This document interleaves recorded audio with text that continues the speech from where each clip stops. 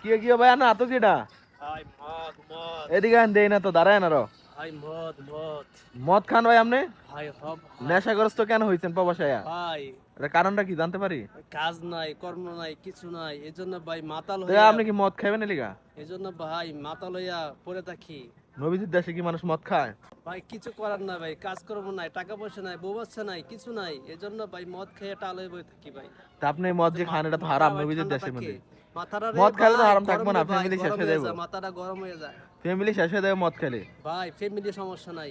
ভাই এই বিদেশ পাঠাইতে বাপ মায় 5 লাখ টাকা দিয়ে আপনি কি মদ খাওয়ার জন্য বাপ মায় যদি জানে এই বিষয়টা কি হবে আপনি জানেন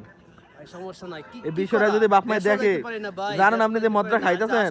ভাই এটা ভালো না এটা দিয়ালান ভাই খায়েন না কাজ আমি দিতেছি আপনার মদ আপনি দিয়ালান আজকের পর তোবা করেন যে মদ মদ বাঁচলে আর কোনদিন খাইতাম না নবীজির দেশে ভাই এগুলা কাজ আমি দিব নবীজির দেশে মদ টদ মানুষ খায় না সব খাইলে সমস্যা মদের বোতল টোতল সব দিয়ালান ভাই আর আমি কাজ দিলাম সমস্যা নাই ভাই আপনি তোবা করেন সবার সামনে যে ভাই আমি আর জীবনে বাইচে থাকবো না